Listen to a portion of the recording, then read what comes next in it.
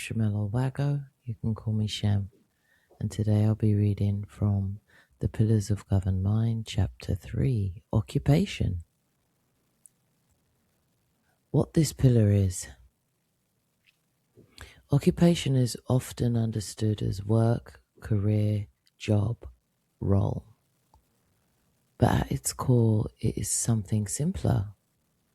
It is how you occupy your time, where you direct your energy, and what you choose to engage in skillfully and joyfully. The word occupation. Occupation from Latin, occupare. To seize, to take up, to fill.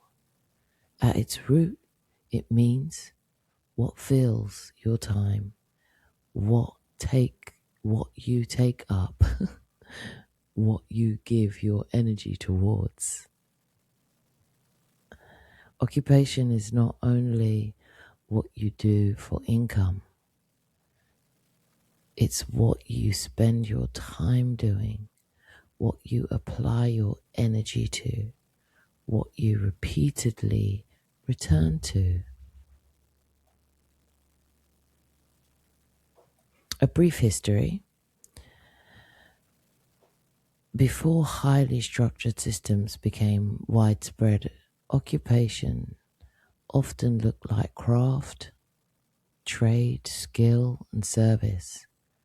People developed abilities through apprenticeship, mentorship, practice, and environment. There was more flexibility in how people worked, created, and contributed. As I was growing up as well, I was in a lot of contact with older generations, people in their 80s and 90s. So I was able to get insight on how people lived back then. I was always interested in that. And a lot of the people who I'd spoken to, from whether it was European or African or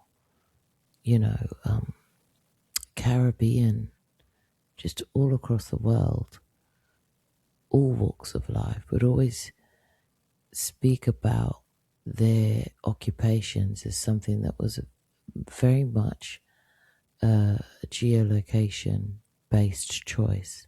So if someone came from a village that had lots of rice, they may occupy their time doing something that supported that trade or that crop or whatever would thrive naturally in that area.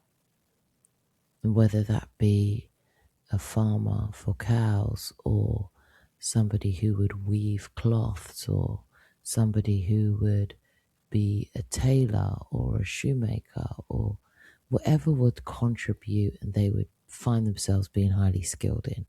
And I always thought it was beautiful because occupation would then be made around what people would look around and feel like, I could fill that space. So then it expanded. I would meet people who were runners, who used to play cricket because that was something they were good at and something that their local team wanted to represent at a wider scale. So they would fill that, their occupation, with playing cricket. It always felt like there was a flow to it. There was it wasn't forced, it was something you kind of eased into out of joy and skill and necessity. It was like a combination of the three, and I always felt that was beautiful. I'll continue. As systems became more structured, occupation became more defined. People were guided towards specific roles, specific paths, specific functions, often connected to education, training, and the availability of work. Occupation became closely tied to income, stability, and survival. And for many, it shifted from expression of ability to requirement for living. Occupation can feel like a very central pillar. For many, it is the point where everything meets: education, income, identity, and daily life. Within the current structure, occupation is often closely tied to survival and security, and status in some ways. Questions such as, what will you do if you don't work? Or how will you live? Can carry enormous weight, mainly due to how deeply occupation has been linked to survival itself. Over time, occupation can begin to represent more than what it is. It can become tied to identity, worth, value. You may notice ideas such as what work you do defines you and who you are. What you earn reflects your value. Your role determines your place. And this can create pressure to choose quickly, to stay consistent, to continue even when something no longer feels aligned. And it's funny because when I'd asked my parents about how they'd become the occupations they were, which was in nursing and telecommunication, for both of them it was like, oh, we fell into it. It was more, it was available and we fell into it. I had a friend, that's what they were going for, and I went for it too because they were offering something to do with survival, whether it be housing or a pension, or it was very much survival based, and it felt like it was picked on a whim and then they'll figure out the skills afterwards. It was more that. So I'd already felt as a child that it was going to change again, that this structure was going to change again, that whatever this thing that the adults called work was very much fluid, but not in the way that served people as I felt like it should in my system. I was like, well, I must look out for that when I get older.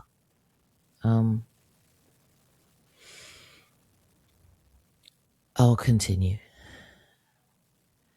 And this can create pressure to, okay, I'll continue. This is where occupation sits at the center. Education often prepares you for it, or not. Energy exchange flows through it. Environment is shaped by it, each reinforcing its importance. And of course, the governed mind of survival thrives, feeds, and siphons from it.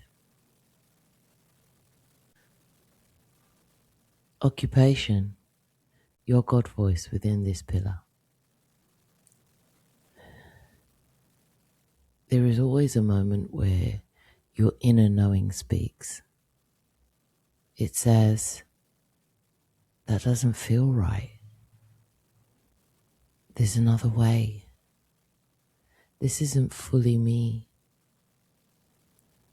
But if you have been taught to trust what is given over what is felt, that voice can easily be ignored. The shift. Instead of asking, what should I do? You could begin to ask, what feels natural for me to engage in? Instead of shaping yourself to fit a role, you begin to explore how your abilities want to be expressed. a sovereign view of occupation. I was shown that occupation was not meant to be limited to what generates income. Rather, it was an autonomous and sustainable tool of abundance to redirect your energy flow through creation, practices, and explorations. You may occupy your time with craft, movement, learning, creating, growing, teaching, building, to name a few.